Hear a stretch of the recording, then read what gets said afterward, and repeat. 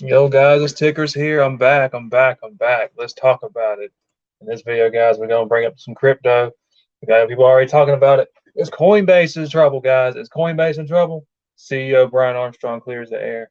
I actually was listening to him today on his Twitter Spaces, Twitter Space. He was discussing how regulations coming for a whole crypto market. The SEC is looking at all the cryptos now, man, after the whole FTX and Solana crash, man.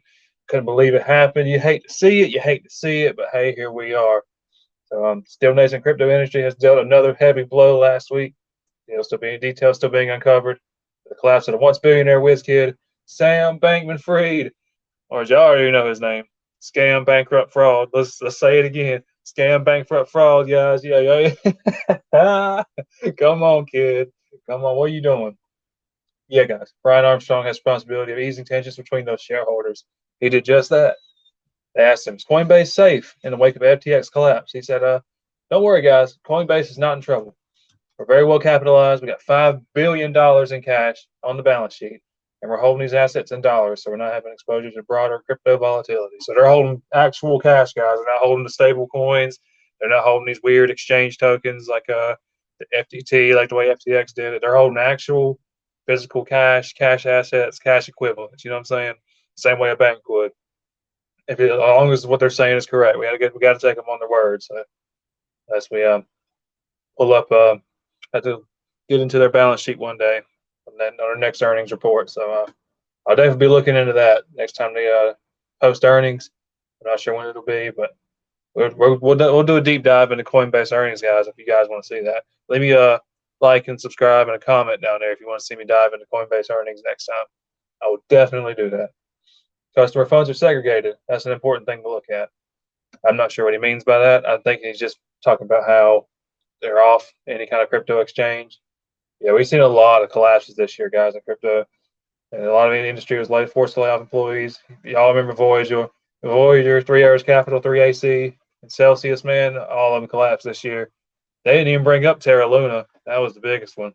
And then they had FTX just now. I mean, it was just that's 5 exchanges right there, guys. It just gone. And all the money that was in them exchanges gone too.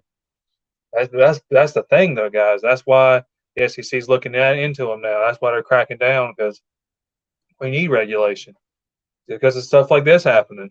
I mean, you're not going to see this stuff happen in the stock market. I mean, you got to know you got the whole like Bernie Madoff thing, but that was just one guy, and then we had regulation come in because of that. So stuff like this can happen because of no regulation.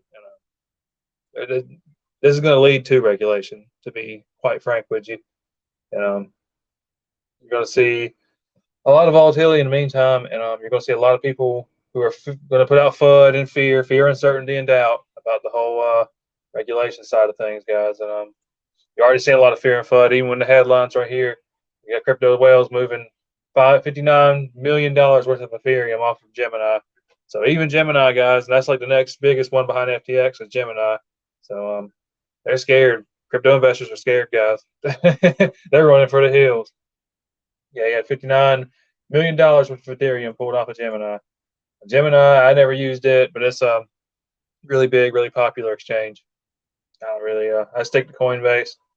But, I mean, if I'm being honest, I'm looking to even get my money off of there. I'll have to wait and see, because let's be honest, guys, it's just better to keep it on a wallet than have it on an exchange.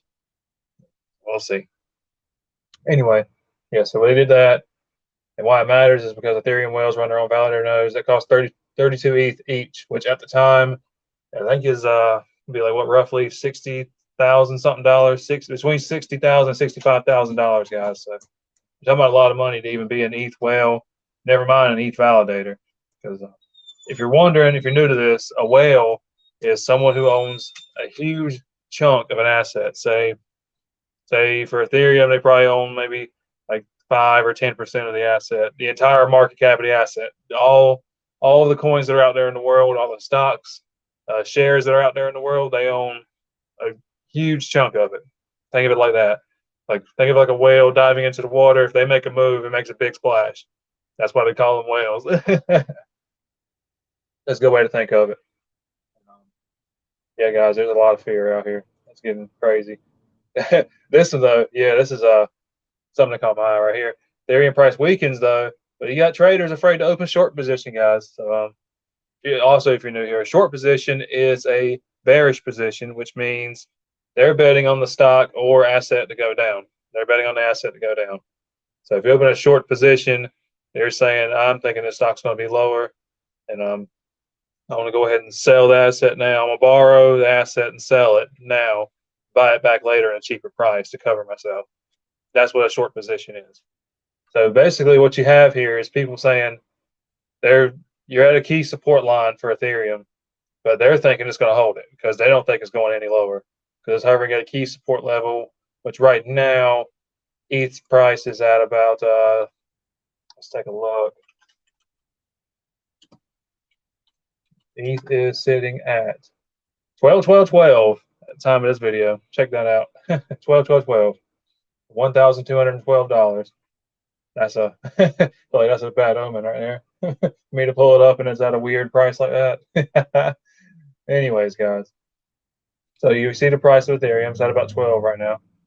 Man, it's done come down, man. So I was actually wrong with that 60,000 estimate. It was actually like 30 or 40,000 to be an Ethereum validator. But yeah, guys, they didn't want to open a short position. Check that out. The contagion risk is a big thing because all these other blockchains are like talking to each other and in with each other and holding some of their assets on other exchanges, and yeah, it's a mess. It's a mess, guys. Crypto is nasty right now. Unlike futures, balance between margin longs and shorts isn't necessarily matched. When the margin lending ratio is high, it indicates that the market is bullish. The opposite, a low lending ratio, signals that the market is bearish. And you can see that right here. And starting to pop back up. So this is why they're thinking that you see the lending ratio is actually improving. So they're thinking that we might have a little bit of bullishness here coming soon. There's more margin trading, or at least more lending for margin trading available. So they're thinking if they're willing to take a risk on margin, you're probably betting the stock is pretty bullish. So anyways, guys, that's a little quick video for you guys. Just want to talk about a few things going on in the crypto market. There's a lot of fear, uncertainty, and doubt right now, guys. A lot of FUD. And you want my advice? If you're in it for the long term, just hold tight. It'll all pass. It'll all pass. Just hey, move into stocks too, man. That's when I say it's financial advice. I'm not a financial advisor, guys, but stocks are good too. Just make sure you're in good ones. That's the best advice I can give it to anybody. Make sure you're in good assets. So, anyways, guys, catch you guys in the next one. Take care.